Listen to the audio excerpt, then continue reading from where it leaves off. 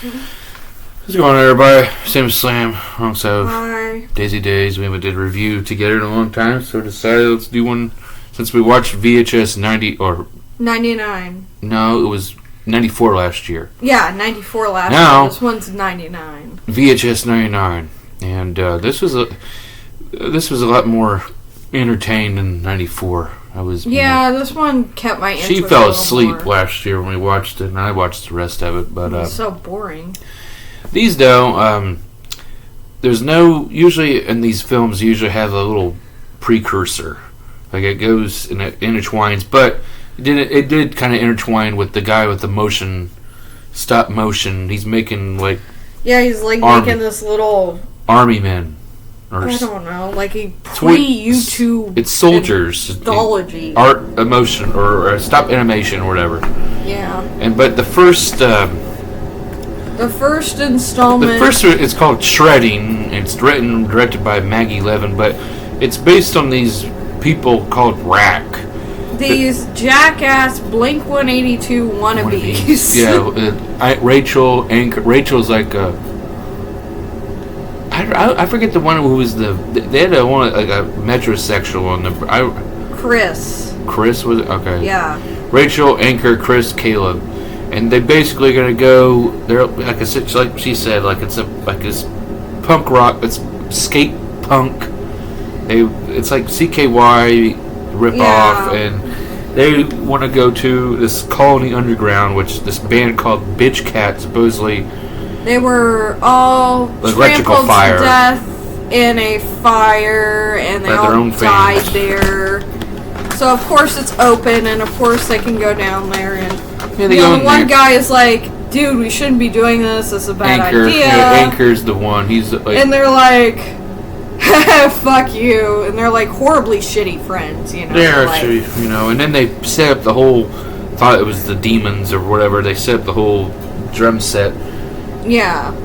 But then they set up his drum set, and he's like, "What the fuck," and then they start playing and pretend to get possessed. They're like, "Ha ha, fuck you," And then, and then he fucks off into the sun, and he says the Buddha. There's Buddha. It's called the Buddha is going to possess them all. It's some kind of fucking damn. They kill and possess any person that mocks them or disturbs the sight of their death. And here's these guys doing the same exact shit with the sex dolls, but pretending it was Bitch Cat.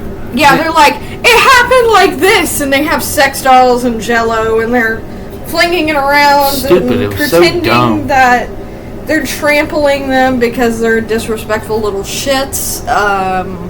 But yeah, and then Bitch Cat comes out and fucks her shit up. Yeah, and it's cool. I like the special effects and the makeup. It was pretty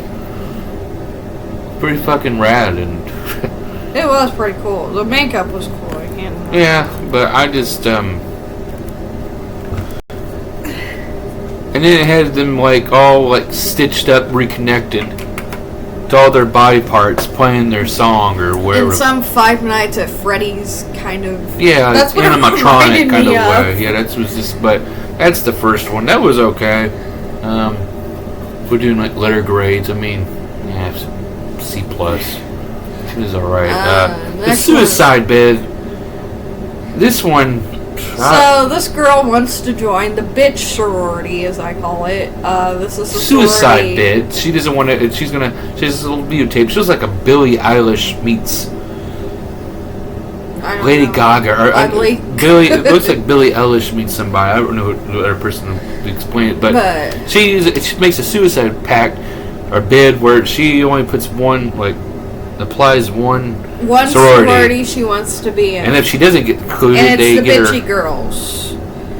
So yeah, they take her out in a stupid initiation, get her all fucked up, drunk or whatever, and then they tell her this really stupid story about this girl who's buried alive and they never come back for her, and then she's like, "Ooh," and it's like, "Wow, you must be really drunk, stupid." Guillotine or whatever. Guillotine. It's very claustrophobic. I don't know how people. I didn't like it because, I didn't like the claustrophobic of being buried in a casket. I don't know how. She's all normal first, but then after she gets buried in the casket, they start fucking with her, and they don't know, but yeah. Then it starts to fucking rain. it rains and the police come and they fuck off and they're like, oh, we'll come back later. Now, let's leave this camera on all damn day. It's a long-ass battery. And then, for some strange reason, a zombie comes out and kills her. Which is guilt-laying, supposedly. And then she somehow... They find out. Like, remember, they go up there and she's not there. They come in, like, it's daytime, and they went in the... They don't take off their jackets and nothing. Oh, let's go dive right in. We're going to dive right in and find nothing. And then they don't say... What? They don't find her, and then they're like, oh shit, let's not tell Let's not say anybody this. And then the next fucking shot, because this is a fucking dumb horror movie, don't make sense anyway. They're all in caskets. And then they meet, what's her face, Annie, wasn't it? I think it was. Yeah, Lily. And Lily signed a deal, or she did a deal with the Good Line where they basically are going to kill everybody. They basically kill everybody. And so she can have a whole sorority of sisters. And that one just, that was the scare factor and everything. It's like a horror movie version of Mean Girls. It's Creep Show, That's what it is. The next one a really cool the next one is Oz's Dungeon. So it's Legends of the Hidden Temple. Meet Family Dare from meets hell. Double Dare, but in this case it's really fucked up. Yeah. Like the kids get injured, the kids get hurt, and not Mark Summers, played by Trevor from GTA, is like, oh shit, He's the host. They don't cut scenes like, oh, what do you want to do when you grow up? I want to be the best basketball player in the world. That's my wish. And that's the wish they get to tell Ozzy if they make it through. But no one has ever made it through. This one little girl tries to. But the little white kid behind her, for some reason, literally nearly snatches off her leg. And she's unable to finish. Yeah. So, it's a few years later. It back and forth, though. They kept whining how bloody this shit is. And they tried to get this contest because her name's Donna, and she wants to... Her wish is to help her family, her poverty-stricken family, leave her low-rent neighborhood. They never say what her wish is. They never say. Because that's what she goes, they had an interview. They talked about it. They talk about her being in poverty, but, they never actually say what her wish is. I don't know, but then it's years later, it's canceled, and then Donna's family's got them all. Her mom's they're all fucking. It's a family of because later in the film, later in the story, what Donna wished. I mean, I guess they were a shitty ass family, but yeah, they get the host. And then they go back to this place, which it's been canceled. But they make him do, their own challenges. Yeah, it's just, generic. It's just their own rip-off kind of thing. Where he has to crawl through human shit and, he has to do the challenges, and everything. And they threaten him with acid. Beat the shit out of him, and he's cut to death, and cut to pieces. The girl can't walk now because she's her legs permanently. She looks all emo. Up. It reminds me of the lost episode of Double Dare where the kid broke his arm. Oh, God. That's true. You didn't know that? I haven't seen it, no. But Mark Summers said his arm flipped all the way back, and there was another one where a kid fell down the chute and he thought he died. It's lost media. But I don't know, but they suppose they go this they go through the dungeon to get her wish granted, and it's weird that it's in the old abandoned place, but you got that fucking woman there, the fucking damn because she was not a part of the show, she was a part of the actual dungeon that holds Ozzy, which Ozzy is. But they've discovered a heavily pregnant woman upon the altar being worshipped by the assistant and people dressed in attire of the show contestants. And then it gives birth to her wish, which we can assume is to kill her parents because they die. I mean, I didn't fucking understand. And they're like, it's like fucking Poltergeist or whatever that scene. They were abusive, I think. They did. Her mom was a big fucking Rasputia wannabe. Yeah. But at the end of the story, Donna was like, with this devilish smirk. So that's the entertaining one of all I like. Yeah, that one was actually not that bad. A fart time. Okay. Really? You're nasty on camera too. Yep. There you go. Sorry. But meanwhile, you don't edit videos. Nope, I do not. Nope, pure on raw. I don't care. Well, the next one, since they've been doing these stop animations between the film segments, because usually these VHS ones go back to this main reel frame where they find tapes or yada yada, but this one just has this stop animation thing, and it leads into this story. The Gawkers, and Brady's like a geek, and his brother Dylan. The weird, creepy teen boys who are constantly watching the neighbor girl who's hot. Oh yeah, and then they Boner, Kurt, Mark, and Dylan. They're friends. It's just reminds me of shredding. You have all these little guys. Do you like these people? Not really. Just the perverted ones, and then this bitchy, their neighbor, the Sandra, the attractive woman who lives next door. But also, they find they find this like snake skin, huge ass snake skin, shedding skin at the beach. So that's later on. That's a little foreshadowing. But they convince the teenage boy, the younger teenage boy, Brady, to install spyware in the Macintosh camera webcam that she ordered. They're just eavesdropping and they're all fucking... And, I guess in plans for a big circle jerk, Probably. But anyway, they hack into her webcam and they're watching her and everything else. And she's topless. Ooh, whoa, titties, and then she becomes this Gorgon. Like she's she's Medusa. Well, she's a Gorgon. Medusa. Yeah. A Gorgon. She's a Gorgon, and she knows where they're at, and then she just comes everywhere, and fucking they lay their eyes on the Medusa, whatever, and they get stoned, and that's how it goes. I mean, horny teenagers, they got what they deserved, or whatever. That was okay, but... And then this last one. The Hell and Back. I mean, you got... Yeah, that one was like the weakest of all of them.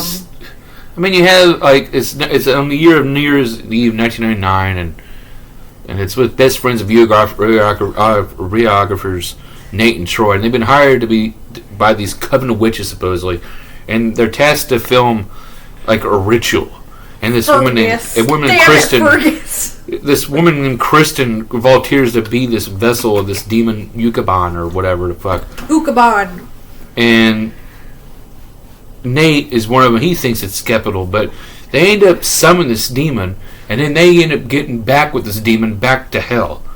And then you have them, and they meet it's like Fergus drags them to hell because it's a pain in the ass, and they have demons in the house, and that's really and then they go back to hell, and then there's this whole environment of hell, and they meet Mabel, who's this... Sounded like more of a damn... golem. It was more like a fucking golem impersonation from Lord of the Rings. Smeagol. Fresh meat, my dear. And this is also the woman. She's also in Deadstream. I was gonna watch it with her, but I decided to watch a VHS in '99 instead. But this woman is in the same. Then they die in hell. Yeah, they're in hell, and they need to go back. So they get through this little obstacle course, got all these demons and everything, and they're trying to get back to Gorgon, where the ritual is going to be, so they can go back.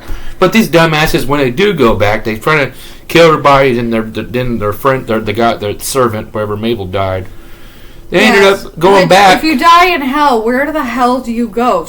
Purgatory? Hell? I don't know, but they go back, and then their ritual fucked up, whatever. And the guy is in the woman. The other guy is in the woman. He's like, wait, what the fuck, and. Then they were like, we fucked it up. Kill everybody. So they kill them. That's it. That's the end of it. Oh, yeah, and then and supposedly at the end of the film, they were doing their ritual again, this time calling Mabel's name, hinting that she will return to Earth. So, but that's it. That's how it ends.